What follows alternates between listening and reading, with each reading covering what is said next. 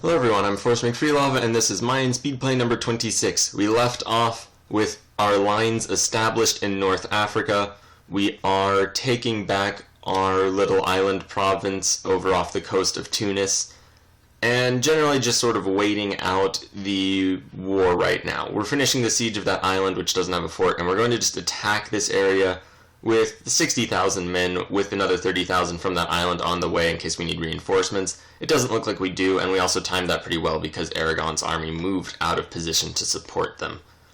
So we go ahead and just sort of move the front line forward a little bit. Now we don't have to worry about losing control of any of those forts, and we're going to go and siege out roads. We're also continuing to colonize, and generally just driving the war forward relatively slowly, but at the same time we are making constant and pretty consistent progress.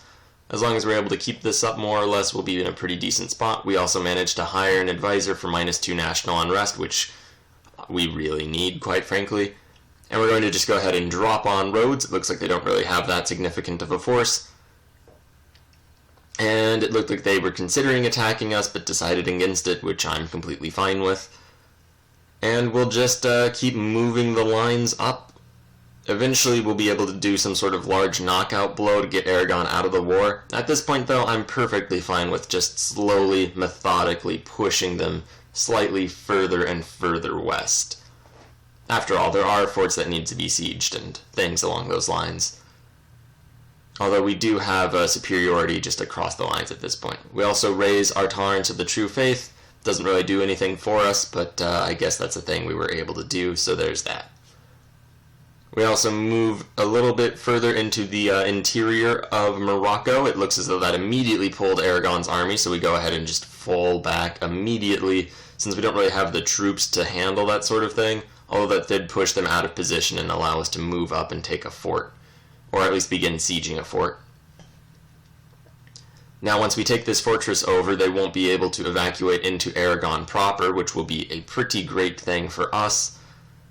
And we are just going to have to keep our armies basically where they're at right now, province to province to province, so that they can reinforce one another and basically make the Aragonese army completely impotent. They are charging over to attack us, and because our army has already committed, we're going to have to fight this battle.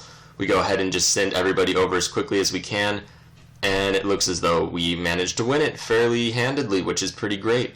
We're going to go ahead and put our armies back across the line like before, and as long as the battles that do occur somewhat like that, we're in a pretty good spot. We'll keep moving forward. It looks like we might be able to force a battle here. Hopefully we're not going to be the attacker, although sadly we are. Luckily we outnumber them, so we win anyway. And yeah, that's pretty much hopefully how this is going to continue to go. We go ahead and raise autonomy over in Brunei because we're about to have a revolt, and we clearly have no troops ready for that sort of thing. We split our armies up probably more than we should have, and kind of really mistime it with our ability to reinforce. Luckily we get in there right before we lost that battle, and we managed to turn it around and win, which is pretty great news, although our armies are a little undermanned at this point. That all being said, we are still making great progress and driving deeper and deeper into Morocco, also driving further up colonially just throughout, taking provinces with decent development. And there are still rebels over in Tunis. We're just going to let them deal with it. Tunisian nationalists, really, if anything, just help us achieve our ends. It looks like Aragon's army is roving on up. We'll try to intercept them, and it looks like they're actually just going up to Ceuta. Or, yeah, I guess Ceuta. Morocco has a bit of a revolutionary problem, and we realize that the Aragonese are trying to break out. Sadly, they managed to finish that siege, and it looks like they're going to attack, and because they took that fort, we can't actually get troops directly there. Good thing we have a decent amount of transports. We rush our transports over. Our army is not doing as well as they could be. We managed to pick these troops up, drop them off. We're going to win this battle. We drop forces off to man the siege. Unfortunately, the rest of Aragon's forces make it over into Europe, which is pretty unfortunate. We were hoping to avoid that, and they managed to just snipe the fort in like a day, which is pretty ridiculous. We also charged some troops over across into Gibraltar, which I realize is a terrible mistake because we can't really maintain that position. We split one of our armies up to just siege out Morocco. And we managed to finish the siege of Rhodes, so we go ahead and just annex them and now we have a base of operations right adjacent to the Ottomans and basically fleet basing rights and whatnot in the Eastern Mediterranean, so we can hopefully just maintain a position there. We also begin to just drop on Venice, and we are getting call for peace, which is rather problematic since the war really isn't anywhere near over, although I guess that is the risk of just going as methodically as we have been. Although it is just really the safer and better way to fight a war. I feel like if it weren't for call for peace, we could keep fighting a war like this for eternity. Obviously, we won't really be doing that, but we could have. We go ahead and see what we can get from Morocco, quite a bit, although it will cost us a lot of diplomatic power since they're not the actual person we declared war on, and we can even give one province directly to Tunis, although it still costs us diplomatic power. We will go ahead and just do that, though. Venice, we're just going to peace out with, probably take their money and run, simply because I don't really want to wait another year or 2 years to siege them out, especially while we have call for peace just slowly grinding at us. And now it's just going to be a matter of peacing out with Aragon. Unfortunately, they won't accept peace because we don't control the fortress of Granada, and we want to get a province nearby, which is somewhat tedious. The plan had been to just go charge over into East Africa, although that isn't technically feasible since they won't accept our peace deal. So what we're going to do is just land all of our armies in Aragon proper. I'm admittedly a bit upset that they won't just make peace and kind of go a little ridiculous with this, just bringing forces everywhere to bear against Aragon.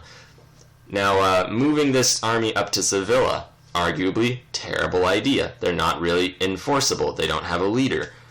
Or, well, they do, but not a very good one. Or, no, they don't, actually, not at all. And they lose, as you would expect. So, essentially, we just handed them a free victory in a battle that did not need to happen for pretty much no reason, fighting an army that was just terribly out of position. So that was regrettable. Luckily, though, the war is essentially won no matter what we do. There are still those Tunisian separatists just roving about, and we do manage to win the siege. We could go fight them, however, they are on mountains, and I already handed them one victory. So we go ahead and just take all the things that we had wanted in the first place. And there we go, the war is over. Tunis still has some rebels, but it doesn't matter all that much, and we're going to grant them a whole lot of territories, which will get their desire for independence down to manageable levels. Hopefully once they get control of Tlemcen, those rebels will just kind of wander off and do something else. And the basic goal is hopefully we will be able to give them all of these provinces without them getting overextended and making us core them ourselves, or just kind of sit and absorb the overextension. And we were able to give them most everything. I was considering giving Granada these 3 provinces in North Africa so that we have, just Granada doing its thing. I decided I would rather give Tunis everything, that way in case one of our vassals rebels, they will not have control over the straits and we'll be able to limit them and just win the war like that. So we have Granada now, we have Tunis, and we have a mission to colonize South Georgia, which we begin to do. We're going to start pulling our armies away from this area. France joined the coalition against us, which is kind of problematic, as it's now France, the Ottomans, Brazil, and all of Southeast Asia. So with that in mind, we're going to kind of ignore it for now and send these troops over to East Africa to just continue building our trade network. We're going to eventually want to build up our navy so we can actually just deal with the coalition when it comes, and the fact that we have that powerful coalition against us is part of why I just made a vassal in North Africa instead of taking the areas directly. Meanwhile, the Commonwealth would accept our alliance. All of our diplomats are busy, though, so once that diplomat who was in Poland comes back in like 60 days, we'll be able to send an alliance request and basically make the coalition inert. Saying that, though, they took this opportunity to declare war against us. And so now we're fighting the coalition, France, the Ottomans, Brazil, and all of Southeast Asia, which is a bit considerable. We take those 2 armies and send them over to Brazil. We're probably going to keep our battle fleet and send it over into Southeast Asia along with 1 army in order to just keep that area under control. We are about to have a rebellion in the Malacca, or not the Malaccas, but just in that area.